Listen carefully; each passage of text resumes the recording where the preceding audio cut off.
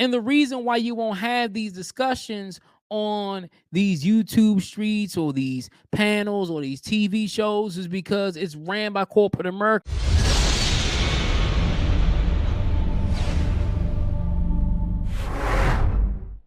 Hey, what's good, folks? You know what it is. It's your boy Podcasting with Jay, and I'm here with another video for you today, man. Dr. Umar Johnson, man. I'm not the biggest fan of Dr. Umar Johnson, but he was on a podcast, and he talked about the 50 years of hip-hop. And what has hip-hop done for us in the last 50 years? So, you know what? I wanted to really analyze what Dr. Umar Johnson said, because some of the stuff he said was true.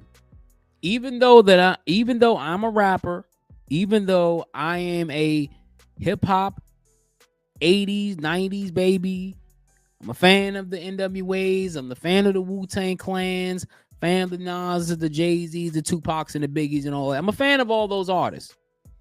But has hip-hop done more damage to our community than we think? So what we're going to do is we're going to watch the clip from Dr. Umar Johnson from the Dialogue podcast, and then what I'm going to do is give my perspective on what he said. So let's get to the tape. Let's get to the tape of Dr. Umar Johnson on the podcast. Fair use. Fair use. We only got 60 days left in 2023.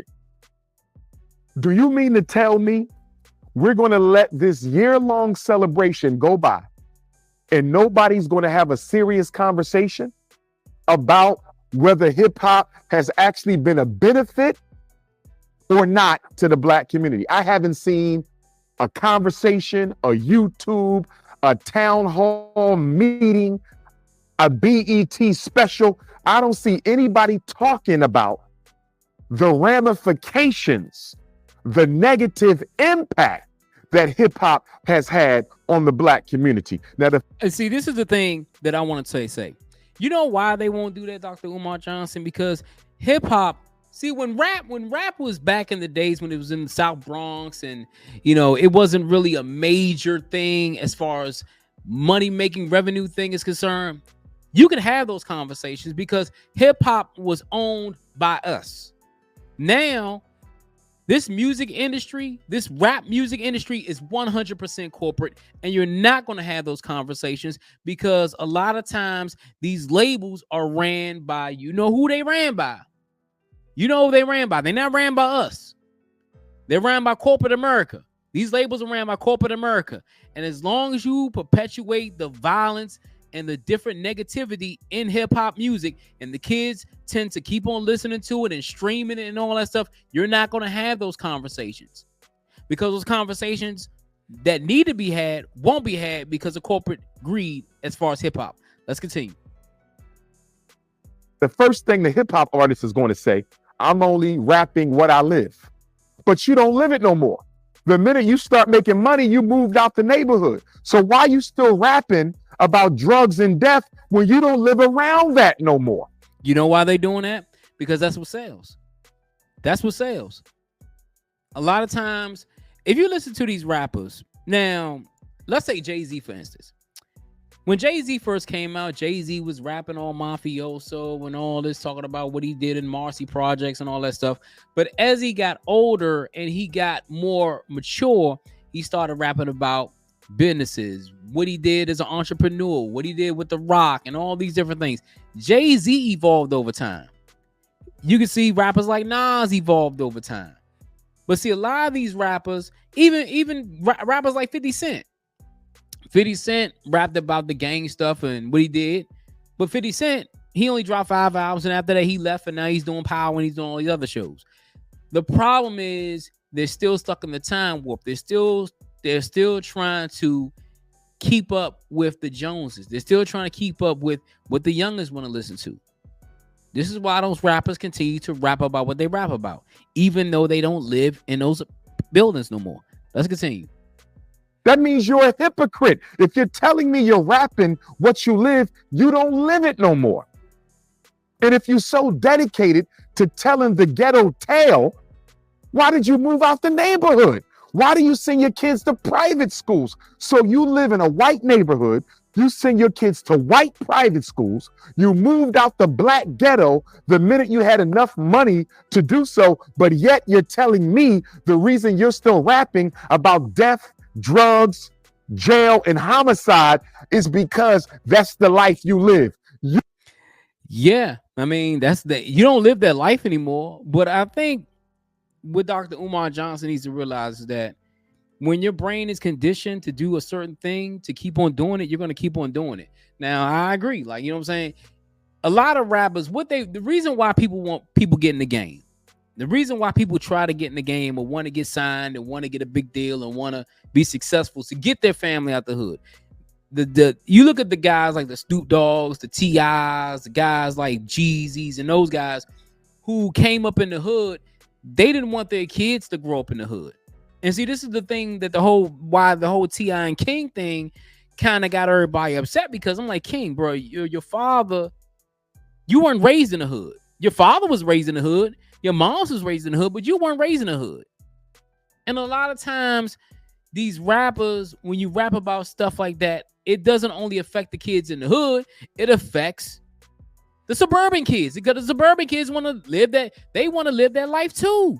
Let's continue. You don't live it no more. So for me, I'm looking at hip hop and I'm saying to myself, it is the most influential music genre in the world. Yeah. 50 years, a multi-billion-dollar industry. Yep. And in 50 years, yep, the hip hop community hasn't built a single relevant institution for the black community anywhere. Yep. Think about it. I know he's going to talk about it. And I was thinking about this morning before really getting this video situated. Where are the hip hop universities? Where are the hip hop hospitals? Where are the hip hop, you know what I'm saying? Like, if you take a look at rappers who are multimillionaires, where are they putting back into the community? But you know what? One rapper tried to do that and got killed. Nipsey Hussle tried to do that. Nipsey Hussle bought a whole shopping mall, whole shopping block, whole block, invested in his community, and look what happened. Some N-word took him out. But there's more than one rapper who's a multimillionaire. You know what I'm saying? Sometimes if you invest, if Jay-Z was to go back to, let's say, Marcy, or go back to where he lived at, and let's say built a charter school or did something like that, or, somebody like Rick Ross was to build like apartments and stuff like that, build something in your community, then people will be like, damn, that artist is doing something. It's more than just giving turkeys away at Thanksgiving. But hey, what do I know? Let's continue. Think about that for a minute. Think about that. Look, Dr. King began his career with the Montgomery bus boycott in 1955. Dr. King was assassinated in 1968. Yep. That means Dr. King had 13 years. Look at what he did in 13 years. Let's go to the Black Panther Party. The Black Panther Party was founded in 1966. The revolutionary phase of the Black Panther Party was pretty much over with by 1971. Yeah. That's 5 or 6 years. And look what the Panthers did in 5 or 6 years. Yeah. Marcus Garvey, the Honorable Marcus Garvey, showed up in New York in 1916. He's deported in 1927. Yeah. 11 years. Yeah. Hip hop has been around for 50 years. Yeah. Not a single hospital. That's what I'm saying. Not a single school. No. Not a single bank. Mm-mm. Not a single supermarket. Mm-mm. Not a single distribution company. No. How can we call hip hop a blessing to the black community when that type of money being made off of our culture and the community doesn't benefit from it at all? Yeah. Honestly, I mean, I'm not, you see, people ask me like, are you a big fan of Umar Johnson and all? I said no, but let's break down what he said. He said, not a single hospital, not a single school, not a single community center, not a single anything. But these hip hop artists, this hip hop industry has made billions of dollars. It's a multi-billion-dollar industry. But the one thing I would have to tell Dr. Umar Johnson, and this is something that I learned, a lot of those rappers who were famous during a segment of time, a lot of those rappers, they don't have the money that they used to. A lot of them are broke because they got the advance money and didn't do anything with the money. They owe the labels millions of dollars because they spent their money. They didn't recoup the albums and stuff like that. So it's kind of tough for artists to do stuff for the community when they don't have the money. Now the bigger artists, the more successful artists, the long-standing artists, Dr. Umar Johnson has a point there. You have to do more for the community, because doing more for the community will make 50 years of hip-hop seem like something. It'll make it seem like it was a big success. And the reason why you won't have these discussions on these YouTube streets or these panels or these TV shows is because it's ran by corporate America. They don't want, I'm going to tell you something. They don't want our community to thrive. They want our community to stay divided.